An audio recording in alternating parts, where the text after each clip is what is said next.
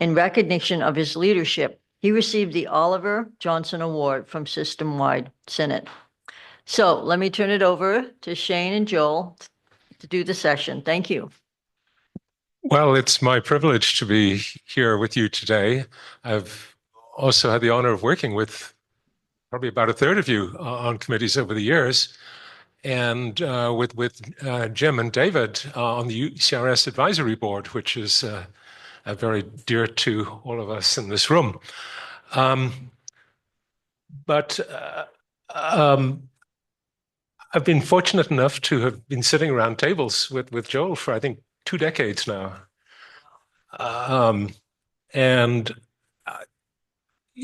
Joel, what made you start to get involved in Senate work, and why and how?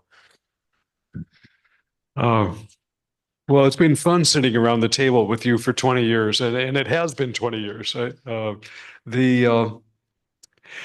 It's interesting. I went to a small liberal arts college, Carleton College in Minnesota, and in a way it ruined me for life because the ethos there was a community of scholars. That idea that we would all pull together and we knew each other uh, and you know, from a student's point of view, it really felt like a community. I mean, I don't know what it was like on the faculties, whether they felt that sense of community. I think they did, but I've always treasured that. The I came to UC from Harvard, and oh gosh, there wasn't much of a sense of community at all. I mean, every time I went to a meeting, I was worried that somebody's going to take over my lab.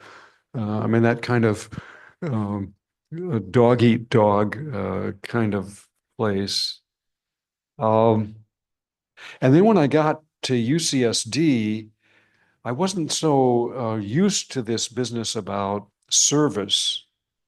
And people said, well, Joel, you got to do something. And so I picked a committee that looked like it didn't meet very often. Um, a student affairs committee, which is student dishonesty. And, you know, for those of you who've been on student affairs, it's a little like obstetrics. Most of the time, you just sit around and do nothing. And then 10% of the time, it's a god-awful nightmare. And so that was my service on student affairs, and I tend to be a quiet person, and I didn't know that I thought you should show up when you're supposed to show up, and you shouldn't talk too much, and you should be polite. And if you have something to say, say it, but sit back. I didn't realize that this was a recipe for getting appointed to other committees. And uh, so I think that kept me going for quite a while in service. You've been extraordinarily productive in your academic career and academic achievements, and yet you've provided a tremendous amount of Senate service and other service all the way through. Did your Senate work slow you down, eat your time, or did it buoy you up in other ways?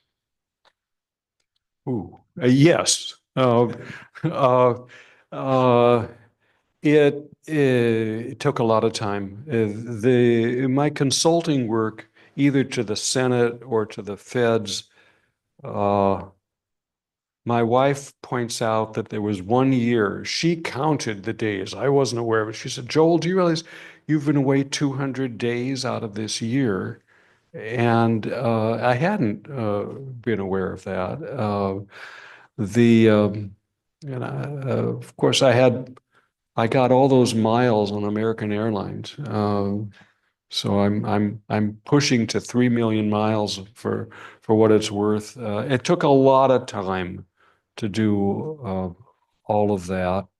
I didn't find it had an adverse effect on my career because I had wonderful people to work with. And I think what I found is that collaboration is vital, whether it be collaboration here in this room, in the Senate, or in the lab. And good collaboration is like a good marriage. It's terrific. And bad collaboration is like a toxic marriage.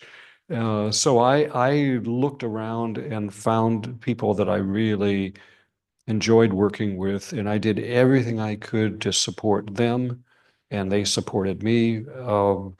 When I retired, the thing I worked on the most was making sure that my collaborators were well taken care of, because I had this big lab. I wanted to make sure that all the grants were transferred, and the staff who I loved would have new jobs. So I don't know. I mean, I think I also found it just refreshing to sit down at a Senate meeting uh, next to somebody who was in dance and talked about the difficulties of choreographing dance, and how do you transmit that information.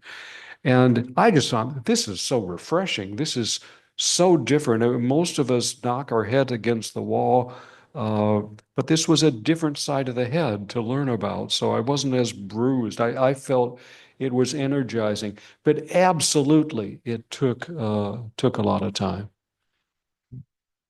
You've talked a little bit about leadership. What attributes do you think effective university leaders have? Or what should they have? Well, politics. So Robin Williams had this spurious etymology. He says politics, that's poly, many, and ticks, avaricious, blood-sucking creatures. And so, I mean, some people say that that's what politics is, but politics, the etymology comes from community and polite. I think it always helps to have two ears and one mouth. And I sometimes some people reverse that ratio, but I think that's helpful. Um, I've also I also feel that bridges are very expensive, and that if we get irritated, uh, we say something, it takes a long time to build that bridge. There was a computer program at Stanford in the 60s uh, called Perry, stands for paranoid. And it was a computer model. You could type in, these were punch cards, so you had to really, you could type into Perry and it would have a dialogue back with you. And Perry had his delusions, and Perry was very upset about the Italians and his mother and whatever. And he would calculate the algorithm in this program was everything you typed in, Perry would evaluate on an anger dimension, an irritation, and a trust dimension. And the undergrads, and when Perry finally had it up to here, he left and he'd log off. And the undergrads back then had a contest to see who could piss off Perry the most rapidly. So anyway, I think trust is hard won, and once you got Perry distrustful, it made it much harder, and he would be more likely to leave. I don't know. What do you think? I mean, Well, maybe we'll come back to this topic, but oh, maybe you were rebuking me. But do you think we, the faculty, are any better at selecting our leaders than the administration is at selecting theirs? ooh, I don't know that. I think I've been around long enough to see some wonderful people and some terrible people. whether it be faculty or administrators. I think administration has a very tough job to do, and I think faculty have a real tough job to do. Um, I was on a search committee, uh, senior executive search committee a while back, and we had the outside search consultants, and UC has a way of a framework, describe the job function, et cetera, et cetera, et cetera. And um, we had this job function thing that the outside consultants had come up with, and it didn't make any sense to some of us on the committee. And somebody said, "Wait a minute, give this to me, and I'm going to put it into AI." And see whether they can come up with a better job description and attributes to what we should search for. And golly, it did. But we couldn't use that because officially we had to follow it. But I think somehow when we search for positions, it's tough. And most of us when we get married, there's a decision that is not taken rapidly. And it takes a lot of time. And the attitude is you get to know each other. And I don't know. Some people aspire to administrative leadership, and some are good at it, and some have a view of what it means that doesn't correspond to reality. So I don't know. I don't know who does it better. I mean, we've all seen department chairs that are um, terrific and terrible, and we've seen it all along. And some people in high administrative capacities, they're chosen. They're wonderful people, and they get in that job, and it eats them up alive. I mean, we've one prominent president of a prominent university, you may recall, got severely depressed and incapacitated because he had to face so much. When you're an administrator, you're going to annoy somebody every day. And you start off with a goodwill allotment, and it starts going down, and you've got to find a way of dealing with it. I you know, Well, in the way that our leadership system and our governance works, we have been given the foundational gift of shared governance. Is it a bit like the Constitution? It only works if all the players believe in it. oh, yeah, that's a sore point. I think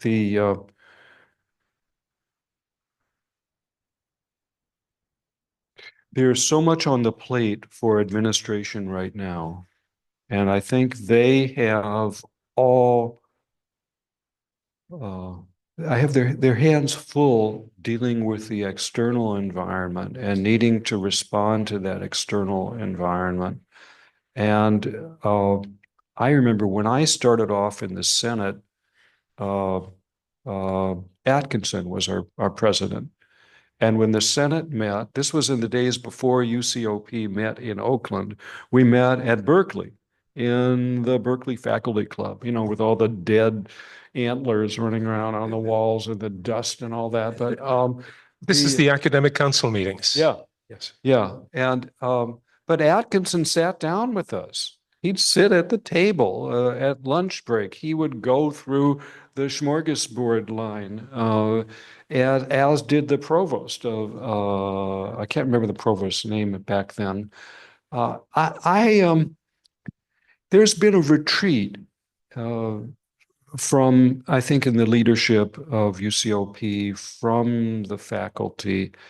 Uh, I think the leadership responds to the legislature, the government.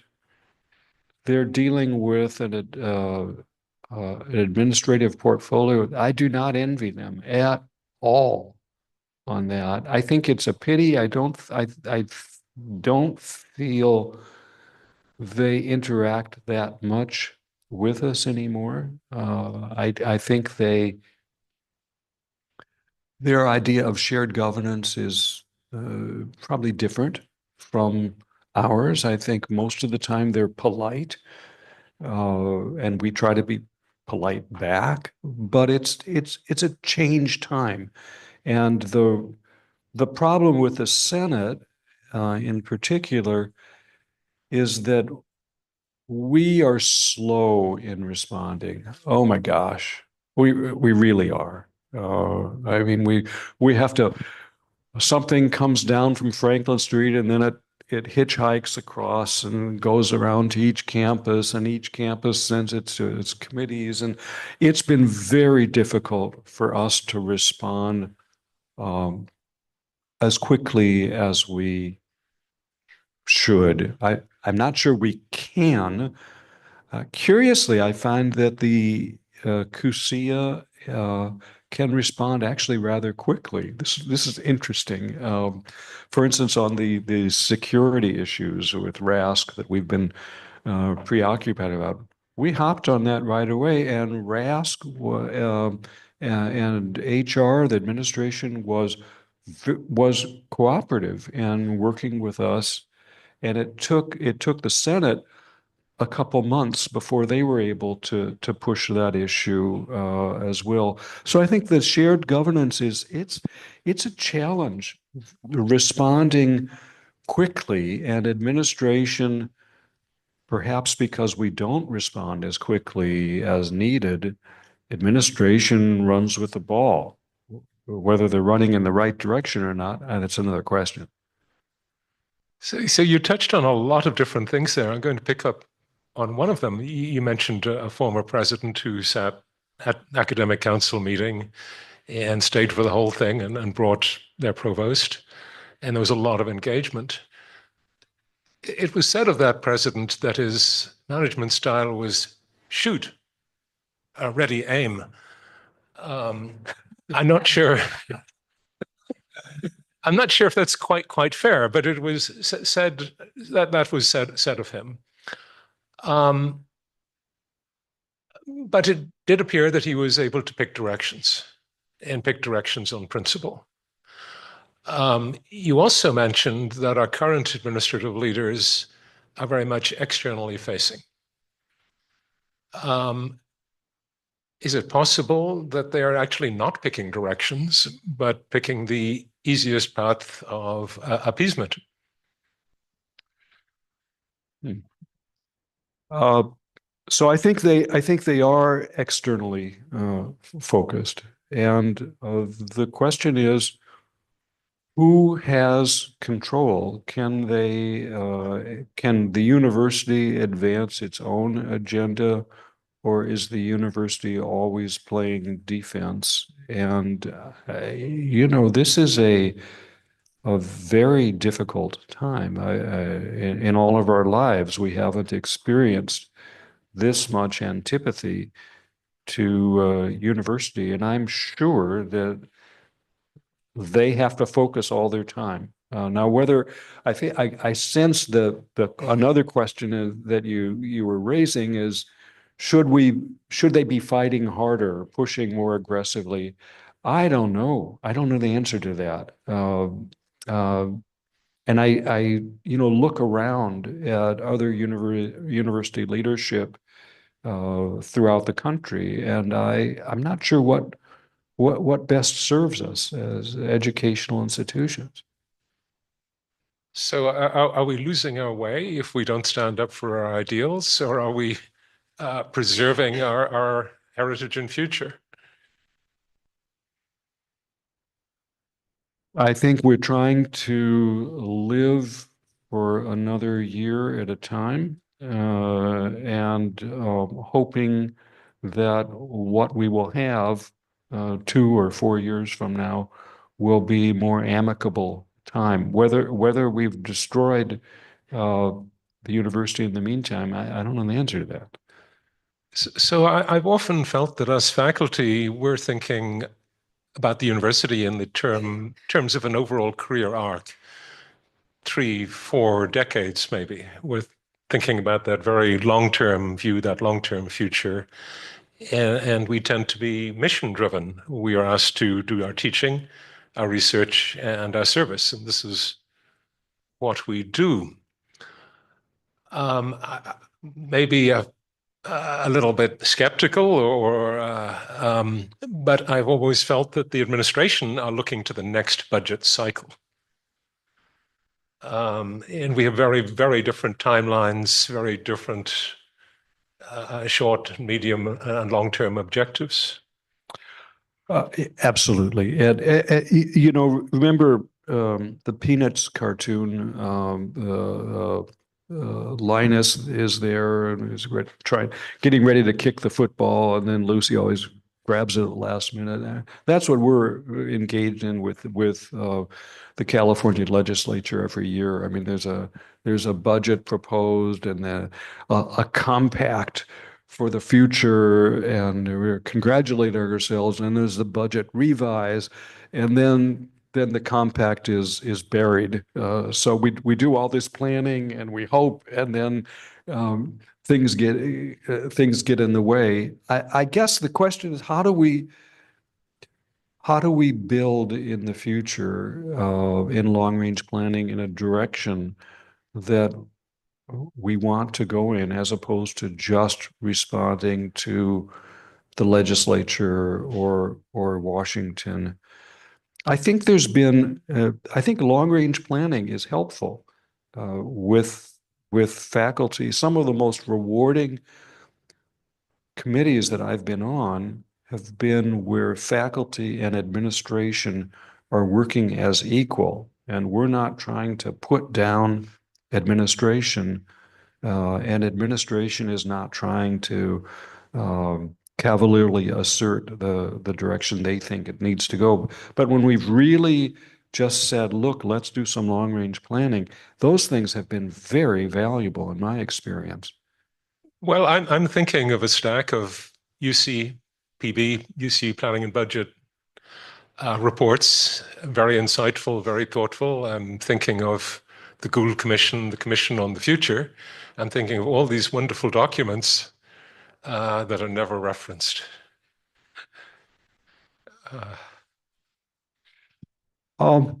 Sorry, I'm not. No. Actually, I want to go off on a slight tangent.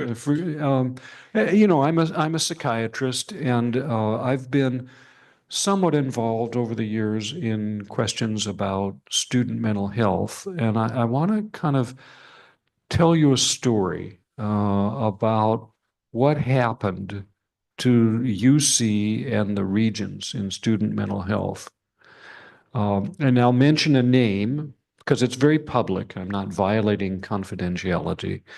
I don't know, it was maybe 10 or 15 years ago, during one of the Regents' meetings, somebody got up for his 3 minutes, and he introduced himself, and he said, I forget his name, Mayor Ojakian, and I'm concerned because my son killed himself at UC Davis in his junior year. And I know that there were other children. And Ojakian's wife gave her 3 minutes to him as well. And they made a presentation about concern for the mental health of their children and how UC was treating them. I've never seen the Regents so clued in, because this was personal and this was long-term planning, and this is something that everybody understood. And actually, Bob Dines was president then, and he called me up and said, look, can you work on something? And so on the Senate side, we had some Senate people and we had administrative people at UCOP, and we really worked together we were like circuit riders for mental health. So we were going around from campus to campus to campus. It was really exciting, and we were able uh, to make considerable changes because we were pulling together. I'm not sure. Um, I'm not sure that administration looks on us as partners anymore in pulling together, and I'm not sure that we look at administration as partners as much as we could either. But I hope we do. And we've also got to remember, as you mentioned, that the regents are our partners. And we often tend to forget about that key part of the partnership. That's where all the governance comes together. But there are other examples. President Udolph's Retirement Options Task Force, thanks to Jim's leading the dissenting statement, we still have a defined benefit retirement plan. So there are other examples where the president's office did work closely with the faculty on contentious issues and get good results. We still have retiree health. That was a question that President Napolitano set to a task force. So we have these successes. We may not have enough of them, but they do exist. Maybe we need to be better partners going forward.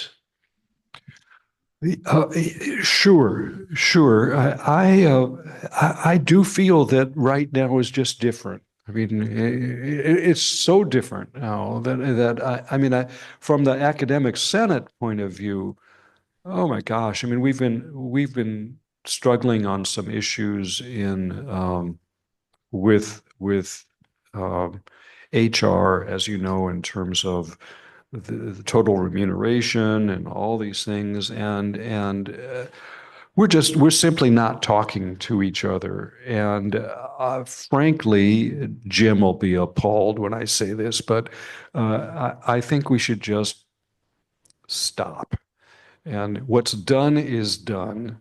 And what we really need to be doing is saying, okay, the next time we're going to do a total remuneration analysis 10 years from now, before we ever do anything, let's agree where we want to be and what the analysis is, what the goals are.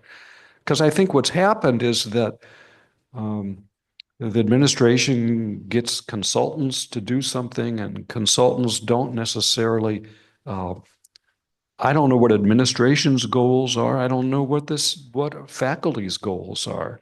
And it's muddled. And then you get this thing, it's like a bass-o-matic. Do you remember the Saturday Night Live, the bass-o-matic, where you drop this fish in a blender, and that's the bass-o-matic, and you turn the blender on. And so I think some of these consultant things that we're doing that come down from on high, they don't seem to be leading anywhere that anybody wants. Well, I disagree. I think the consultants are fulfilling a function for the administration. The administration know what direction they're looking for, and they're looking for the key to that door. So I'm a lot more skeptical of consultants than you are, but I don't want to upset Jim. He's fought this battle 3 times, once a decade.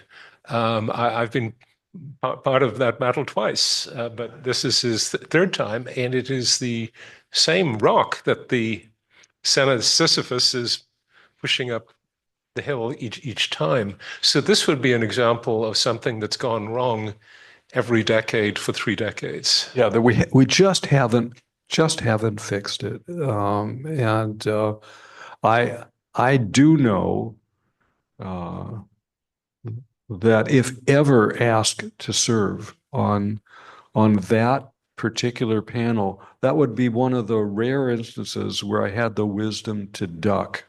Um, but Well, I think I can quote our friend Dan Hare, who said, if I'm ever asked to serve on Total Rem again, it'll be rather harder to find me. And this we have to come back to something.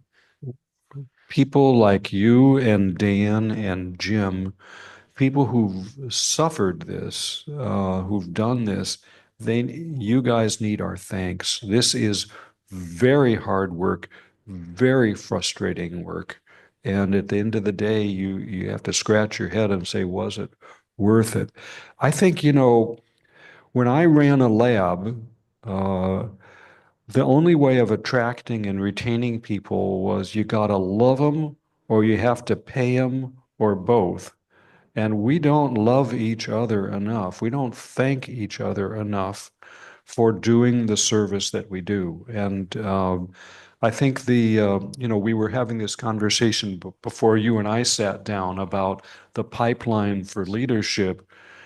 You know, we gotta support each other. We gotta, as faculty, and help the new faculty. I mean, a new faculty member comes in with so much debt. They have to live so far away from campus. All of those issues that we didn't have, and I think if we love each other enough, in terms of the younger generation of faculty, we'll be able to continue to attract them into Senate service, and that will help. If we cannot attract and retain faculty willing to add their time and effort, then that means by default, administration has to do more and more, and that's not a good recipe for administration nor faculty. But So you mentioned the here and now. Certainly on this campus, our campus faculty community has many deep divides, socio-political issues, and so on. We can enumerate them, but we are a divided faculty. There are many ways of, parsing this, but there are deep divisions on the campus. Now I'm asking for your professional advice in how do we set about bridging and healing those divisions?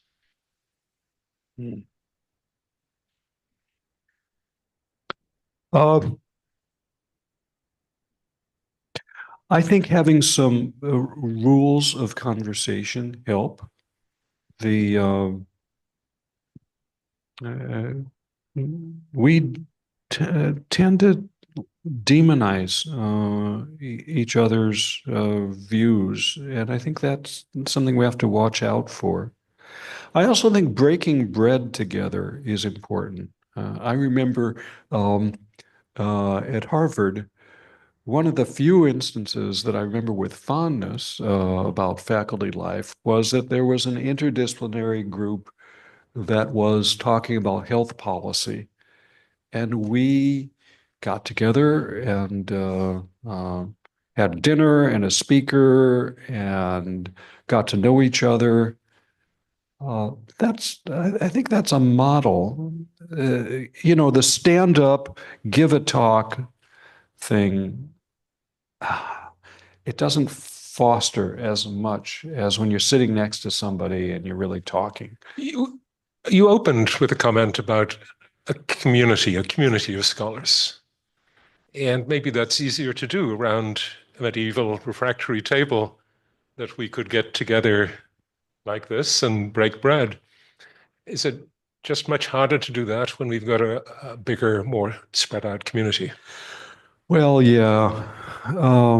So I was at UCSD. I was there for 40 years. And in the beginning, we had the VA on the medical school side. We had the VA, and then we had the general campus. And the medical school hospital was downtown, and the VA was close to the campus. And Jerry Burrow was the vice chancellor for health sciences back then, and he built another hospital. But he developed a hospital in La Jolla, the Thornton Hospital, because those of you who know La Jolla will appreciate this. He wanted to make sure that all the underserved people of La Jolla would be able to have UC health care delivery. Uh, that that was charming. Where am I going with this? What happened then is that we had another hospital, and you've got people VA based, you've got people downtown based, you've got people La Jolla based. You need so many pulmonologists per square patient to man an ICU, and it starts to get very difficult because we start living in our cars as you're driving up and down from place to place. So to respond to your question, I think as we've grown, it's been a challenge because you then start to interact just with the guys in your hospital. Thank you. One final closing question, Joel. And again, you studied some of the darkest reaches of the human soul, and yet you maintain a cheerful, positive optimism. Can you help the rest of us with that? So I've been studying victims of massive violence for decades. And actually, my first research was the coping of Nazi concentration camp survivors, asking this question about how did you get through it more or less intact. And this is not a DSM diagnosis, but I think some of us are congenital optimists. And we look up at that very dark sky and we see light and stars. And I tend to be a little bit more optimistic. I do have faith that things will work out. For those of us who focus more on the darkness in the sky, I think the warmth that we have together, the group support that we can offer each other, is the other central thing for coping. Thank you for all the light that you've brought to the university. Thanks, Jake. Thank you.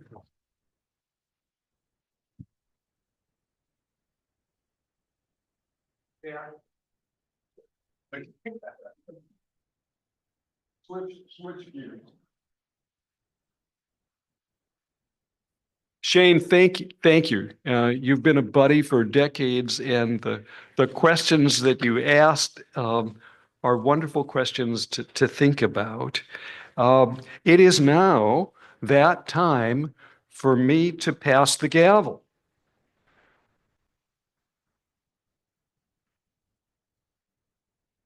Beginning with the first CUCEA chair, Albert Hofstadler from UC Santa Cruz in 1987. Um, we've been at it for a while. We've been getting together, learning from each other, trying to get a sense of what's going on in the university, meeting respectfully and usefully with administration. And I think it's been a good ride. And I am delighted to turn the gavel over to Amy Block Joy as our new chair. Amy earned her PhD from Berkeley, and her work has focused in groundbreaking anti-poverty programs in California, an effort that secured $150 million for the UC system, created 500 jobs for the UC community, and also supported really meaningful faculty interactions across all the UC campuses. This is work that is a wonderful template for the future. We're fortunate to have her as our next chair from her experience, her tenacity, and commitment. Please join me in welcoming Chair Block.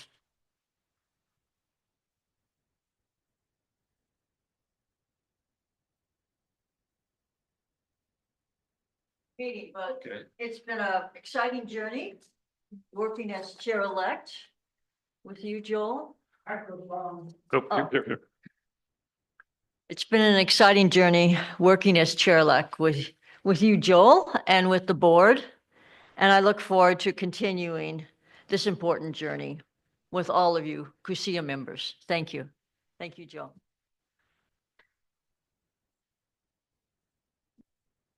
With that, we can be adjourned for the next 6 months.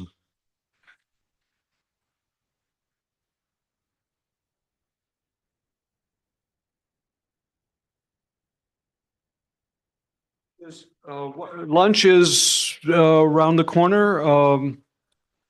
Shane, if you can, stick around, join us for lunch.